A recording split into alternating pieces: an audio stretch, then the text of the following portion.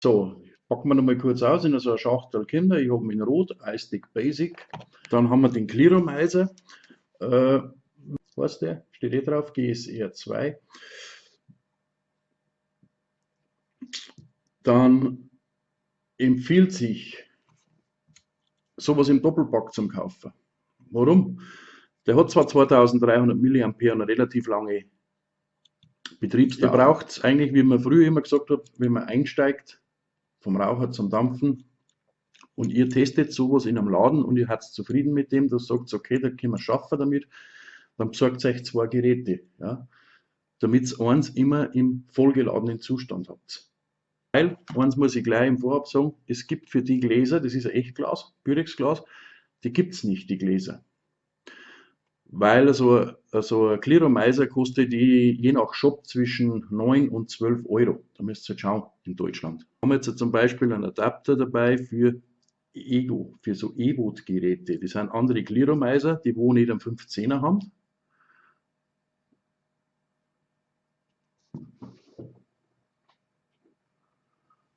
Sondern ich zeige euch jetzt einmal einen, ja, das ist auch so ein Clearomizer, sondern die haben da das Gewinde drin. Das nennt sich dann das Ego-Gewinde, damit ihr einen anderen Verdampfer drin nutzen könnt. Wenn ihr sagt, wir mengen mal ein E-Boot oder wir da einen Freemax, da gibt es ja welche. Wenn ihr mal schon länger dampft oder länger dabei seid und ihr möchtet ein bisschen experimentieren, dann könnt ihr natürlich mit dem anderen Adapter, der wo dabei war, das Gerät wird genauso magnetisch fixiert da drinnen. Ja. Und deswegen ist das schon mal gar nicht so übel, wenn es in der 14 mm Weise bleibt, 14, 15 mm Durchmesser, was die kleinen Clearomizer haben, so 2 Milliliter meistens oder ab und zu weniger. Und ihr könnt praktisch den 15er, das mit dem Zapferl unten ist der 15er. Und wenn es ein Clearomizer ist wie der E-Boot oder der Freemax da, dann ist das ein Ego-Anschluss. Seht ihr, der hat den 15er nicht. Ja. Was auch ist, natürlich könnt ihr den auch hernehmen, dann wird es von unten ein bisschen länger, ja, weil der Adapter, wie man sehen kann, höher ist. Das heißt, ihr könnt natürlich das jetzt theoretisch, müsst ihr auch gehen mit dem. Jetzt schaut aber das Teil und dann wird es ein bisschen wackeliger. Dann schaut halt das ein bisschen weiter raus.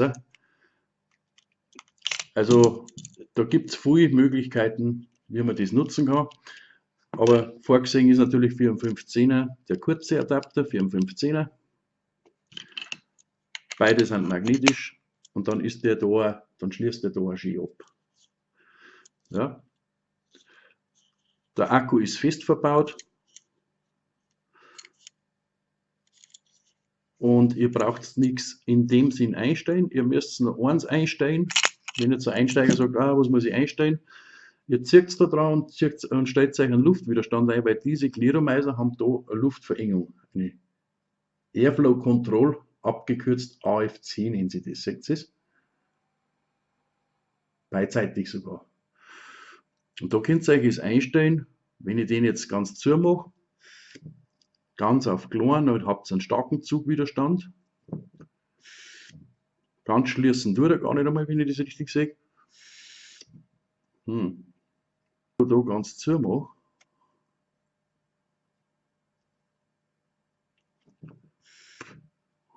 dichtet es doch nicht ganz ab. Also auch bei geschlossener Airflow könnt ihr nur dampfen. Wie gesagt, ihr stellt euch einmal im Gerät ein und dann schiebt es euch ein. Und so habt ihr dann haben wir da noch erinnert, einen Ersatz geholt.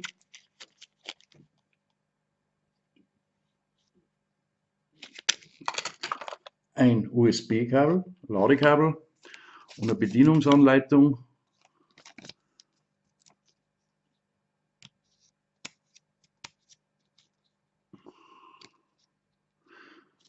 In mehreren Sprachen, unter anderem auch Deutsch. Dann nehmen wir uns den Clearomizer raus. Da haben wir oben ein relativ normales Strip-Tip, sage ich, ja, wo man durchaus sagen kann, ist schon eine schöne Bohrung, aber schauen wir mal. Wir haben ein recht stramm sitzendes Mundstück, das heißt dann Trip-Tip. So, Also das sitzt wirklich fest und schaut her, das hat einen BAM, da hat einen richtig breiten O-Ring drauf, das klappert nicht, das schäbert nicht und gar nichts sehen. Dann schrauben wir jetzt unten den Adapter weg. Also wie gesagt, ne, da habt ihr einen Adapter für 510er, fürs Zapferl unten und da habt ihr wenn einen anderen 14, 15 mm Durchmesser, wie ich euch gerade gesagt habe, Ewot Glas, Ewot 2, Inokin gibt es, Aspire gibt es, also Freemax und. Müsst ihr ein bisschen schauen, wenn euch einmal sowas interessiert, weil die andere Coils haben und so. Und um die passend habt ihr dann einen anderen Adapter. Beide sind unten magnetisch und zwar gut magnetisch. Problem habt ihr dann, wenn euch das Teil, der es nicht, unten reinfällt. Das heißt, das Problem nicht, ihr könnt es dann schon wieder mit Wind draufschrauben. Aber wenn es euch unten reinfällt, äh, ihr habt da schon ein bisschen Schlitze, Sichtfenster, aber ihr müsst halt dann wahrscheinlich mit einem Clearomizer das wieder dann versuchen. Das ist zwar magnetisch fest, aber wenn er sich mitdreht, dann kann es ein wenig fummelig werden. Also immer das mit dem Clearomizer verbauen und dann einschirmen. Ja, nicht das Teil so einschmeißen. Ja. Aber schauen wir mal, was passiert. Wenn es passiert, es kann ja mal passieren, dass das Teil so reinfällt. Seht ihr es? Das kann ja natürlich nicht mehr raus. Vielleicht kann ich es. Nein, geht nicht raus. Also bei mir geht es nicht raus. Ja, jetzt haben wir einen Trick da, einen Schachtel. Jetzt habe ich den da drin. Also dann müsst ihr euch praktisch, übrigens egal ob jetzt dann der oder der, müsst ihr euch dann ein bisschen sowas nehmen und versuchen, dass das Mittelteil genau erwischt.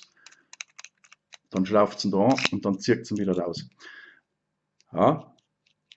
Soll halt nicht passieren, aber wenn es passiert, holt es ihn wieder raus. Hauptsächlich jetzt für die, die wo nur wenig Erfahrung haben und einsteigen oder sich Gedanken machen, es ist so gemacht, dass man alle wieder weitermachen kann. Dann könnt ihr ihn unten aufschrauben zum Befüllen. Weil, seht ihr es an der Seite,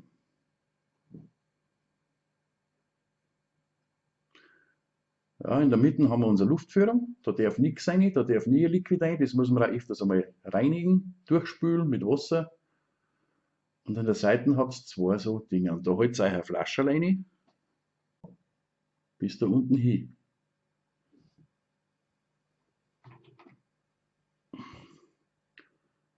Bis daher. Und da müsst ihr also halten, dass euch das Liquid da oben nicht reinläuft. Ja, weil da füllt es ein in der Seite. Auf einer von den zwei Seiten. Ein bisschen schräg halten und dann seht ihr da ganz genau, wie das Liquid bis daher steigt und dann nimmt es gerade. Und dann schraubt ihr den Coil da drinnen mit dem Teil wieder so drauf. So ist das Befüllen, das nennt man von unten Befüllen. Bei dem Coil, da haben dann ein paar Angaben drin, die schauen wir uns jetzt einmal an. Und der hat oben eine Dichtung. Dass er natürlich da das Rohr, das Luftrohr abdichtet. Seht ihr das, wenn man da reinschiebt und dann einschraubt, dann sieht man, wie die weiße Dichtung dann. Also muss man auch immer diese Coils verwenden und schön zudrehen, nicht überdrehen, aber schön fest. Dann dichtet das da drinnen ab. Weil außen ist das Liquid und das darf ja da in dem Mittelrohr nicht rein. Ne? Sonst haben wir Liquid am Mundi. Die Coil hat da so eine Rifflung, damit man auch wenn er ein bisschen schon mit Liquid voll ist, ja, dass man da rausdrehen kann. Ganz normal mit dem Quint raus. Das ist ein ganz kleines Teilchen.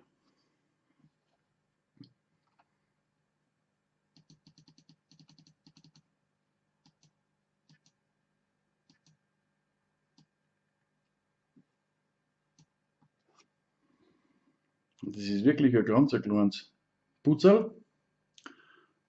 Und der hat Angaben drum. Da steht 8 bis 25 Watt. Dann wird es jetzt sagen, ja, dann wird es jetzt sagen, mit dem wird es ein bisschen schwierig. Da kann ja nichts einstellen. Aber es gibt ja vielleicht andere. Den Clearomizer könnt ihr natürlich auch auf einen anderen Akkuträger aufschrauben. wo ihr eine Watteinstellung habt, dann wisst ihr jetzt ungefähr eine Angabe, der hat 0,75 Ohm, hat da Watte drin. So, der zweite Coil, was dabei ist, dann schauen wir uns den an, was da schon drum steht. Und jetzt werdet ihr sehen, es ist zweimal dasselbe Coil. Macht für mich Sinn. Müsst dann aber schauen, da unten der durchsichtige, dann der weiße Silikonring, oben der Silikonring, dass das immer da ist. Macht für mich Sinn, dass wir zwei gleiche Coils haben, dass wir da immer das gleiche Ergebnis haben im Zusammenhang Dampf und Geschmack mit dem Gerät. Was ich jetzt mache, ich schmeiße die zwei Coils richtig in kochend, in ein ganz kleines Glas, da tue ich auf 2 Minuten in der Mikrowelle, dass das Wasser richtig sprudelt, dann schmeiße ich die einfach rein. Ja, weil die Watte da drinnen, diese Baumwollwatte,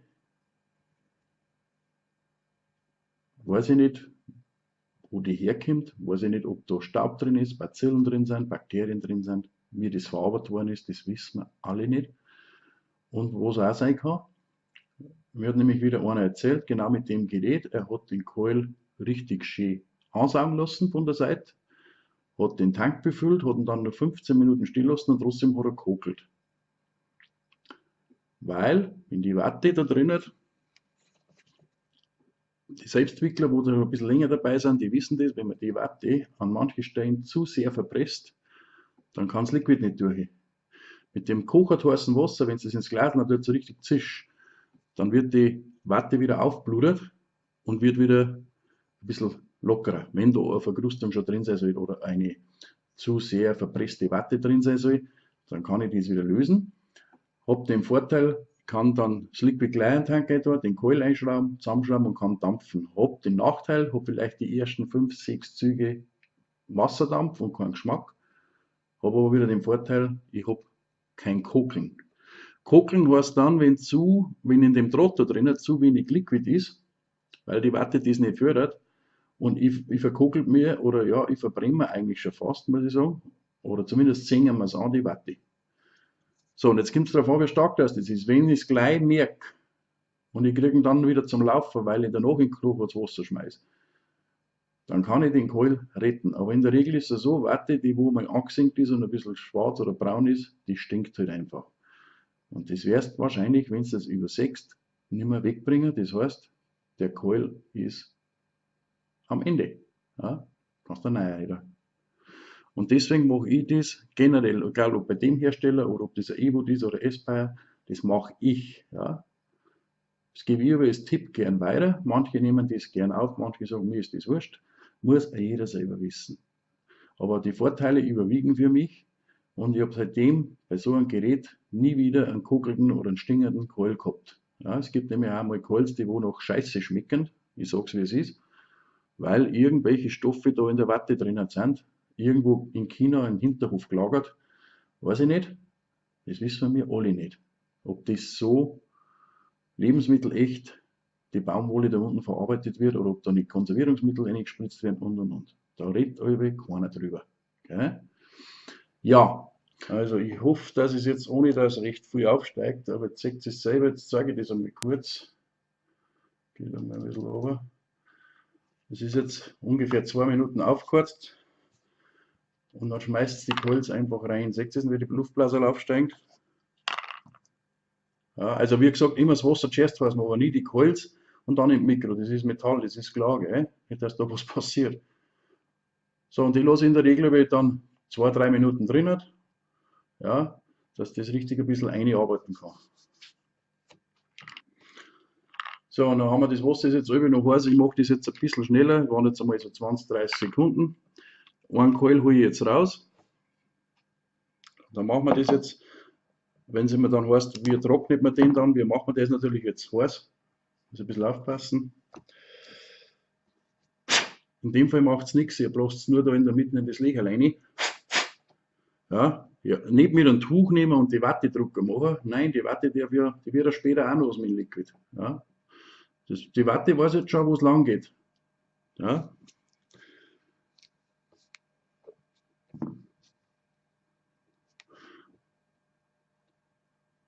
Dann schrauben wir uns den Coil, so wie er jetzt ist. natürlich wartet ihr jetzt nie ein bisschen abkühlen lassen, weil der ist jetzt da schon noch gut heiß durch das kochende Wasser. Ja, da müsst ihr natürlich aufpassen, aber das brauche ich euch ja nicht sagen. Dann schrauben wir uns da wieder ein. So, den Tank, den wasche ich dann meistens auch aus. Meistens den wasche ich sogar mit Spüle ein bisschen aus, weil Metall- und Glasverarbeitung, da haben oft Trennmittel oder Schmiermittel drauf, dass das, also so ein bisschen ein fettlösendes Mittel und dann schwarzen mit heißem Wasser sauber aus. Also wenn ihr einen Teller abwascht, das ist nichts anderes. Und den Tank könnte man nochmal zerlegen. Ich würde es aber unterlassen, weil da haben so Silikon-O-Ringe drin. Und das Gewinde ist auch ein bisschen verklebt, was ich so mitgekriegt habe, weil ich hab nämlich genau da einen kaputten da und habe gemeint, da kann ich ein anderes Glas hernehmen von einem anderen Gliedermeiser, habe aber keins gefunden. Es passt keins. Und wie gesagt, bei einem Preis von 10, 12 Euro rechnet es vielleicht nicht, dass man für 3 Euro ein Glas. Auf alle Fälle habe ich den versucht, da zum Auseinanderschrauben und da ist, das merkt man, dass da drinnen ist schon ein bisschen, man kann es auseinanderbauen, aber es ist ein bisschen zähflüssig alles. Jetzt da unten einmal das da, nicht? Also ich habe da nicht das Bett bisselt, aber wir machen jetzt das einmal so. Ich mache es für euch schneller, soll ich aber auch sagen, ungefähr, ja, ein bisschen reinigen, sauber machen, vielleicht auf einen Heizkörper stellen oder einfach stehen lassen, bis das wieder ein bisschen austrickert ist. Wichtig ist immer, das Luftröhrle in der Mitte drinnen. Da gibt es verschiedene Hilfsmittel, dass das trocken ist, dass da kein Wasser nicht hängen bleibt. Ja, dass man das immer trocken macht. Der Tank selber ist jetzt nicht so wichtig. So, und jetzt gehe ich da auf die Seiten hier, ja, seitlich auf so eine Kammer und ich kann ja sogar mit der großen Flaschen, mit dem breiten Schnobi langsam befüllen. Dann macht es ungefähr so in dem Ding. Jetzt nicht bis ganz auf. Dann schrauben wir um. Wie gesagt, das müsst ihr halt den jetzt schon ein bisschen so halten, weil oben darf uns das Liquid nicht da in das Luftröhrchen reinlaufen. Seht ihr das? Also vielleicht ein bisschen eher aufhören, dass ihr auch ein bisschen schräg halten könnt, wenn ihr reinschauen möchtet, einmal wie das läuft. Da natürlich auch schaut, dass der O-Ring dran bleibt, außen, da unten, der wo den Tank abdicht.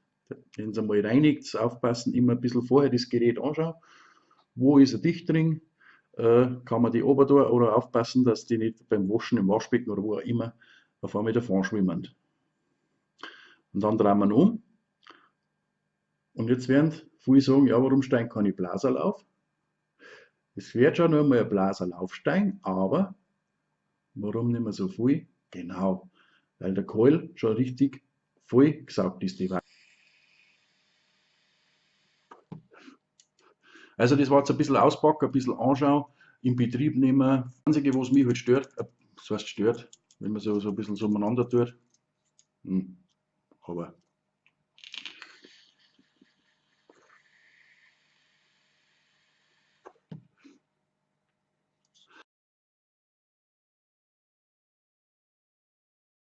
probieren wir mal, aber nur für die, die ein bisschen umgehen können mit Basteln, mit Werkzeug. Nicht, was ich vorher schon gesagt habe, der klappern die tastet, oder? Wir haben da oben zwei Torx-Schrauben mit einem ganz kleinen Torx. Also nur wer das ein bisschen, ob wir das Klappern vielleicht wegbringen. Der haben wir uns die zwei Schrauben raus. Aber das macht es natürlich nur der, wo sie das kann, weil ihr verliert sämtlichen, jetzt hätte ich gesagt, Versicherungsschutz, Garantieanspruch. Ja, wenn Sie da aufmacht, das Gerät öffnet, habt ihr keinen Gewährleistungsanspruch mehr. Ich sage es euch nur. Also das müsst ihr schon wissen, aber mich interessiert selber, ich möchte sehen, ob das möglich ist bei der Kiste da, bei dem Gerät. Und dann schauen wir mal, ob wir den vorsichtig rausbringen.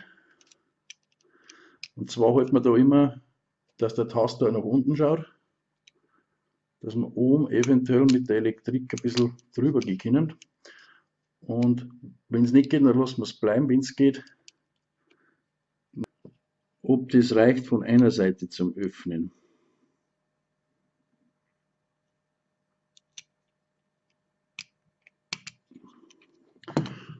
Ich mache jetzt einmal die zweite Seite, also den Bodendeckel auch runter, weil es kann ja sein, dass man das vielleicht auch lösen muss, um das anderseitig irgendwie durchzuschirmen. Da wird es ein bisschen aufwendiger. Die Schrauben sind identisch mit den anderen, auch von der Länge her. Besser aus. Dann schauen wir auch, was er für einen Akku drin hat. Eventuell.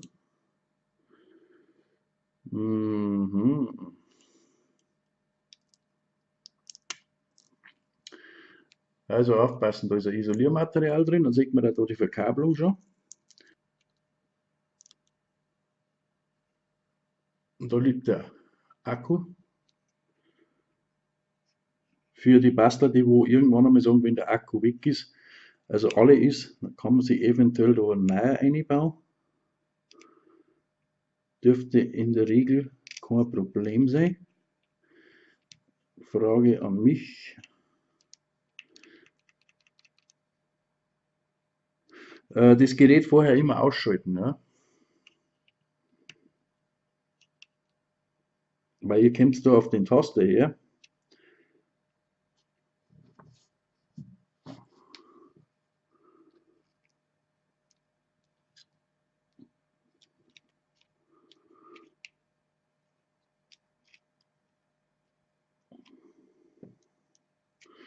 Immer mit Gefühl, immer rundum ein bisschen ansetzen. So, jetzt bis er rauskommt. Also ich hätte unten nicht aufmachen müssen, aber da ist praktisch die Elektronikplatten herum. Das Modul. Und da sehen wir jetzt das Klappern. Seht ihr es? Das, was ich jetzt auf erst mache,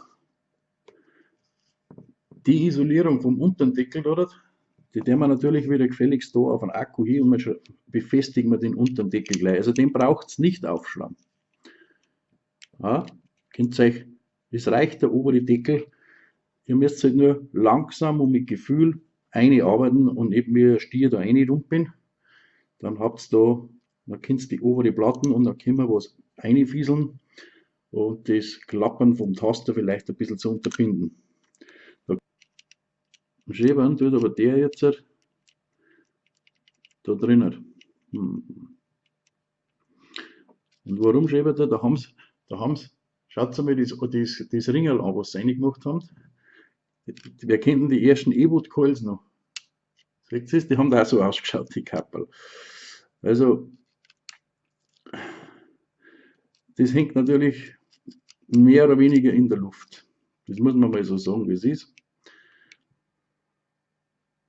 So. Also, das ist der ganze Taster, das ist, seht ihr es?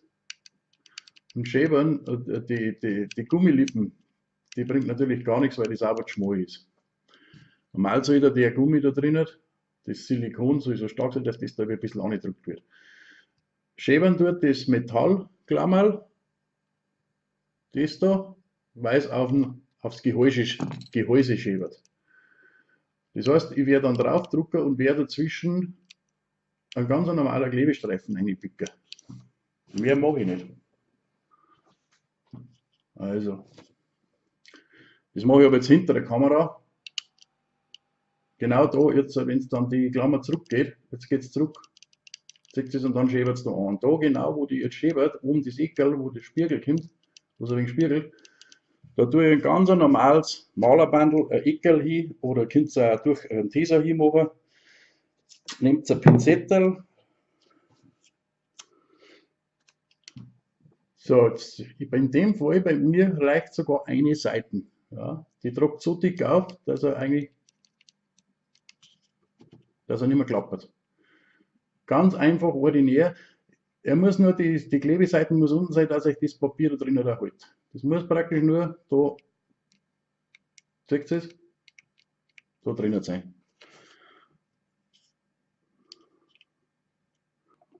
Unrasiert und fern der Heimat, wollte euch das nicht sagen, denkt dran, das müsst ihr auf eigene Gefahr machen. Ja? Also um die zwei Schrauben runter und der Silikon da drinnen, der jetzt ist langsam und mit Gefühl, so wie ihr es gesehen habt, über rundum ein bisschen anheben. Ja, dann kann nichts passieren.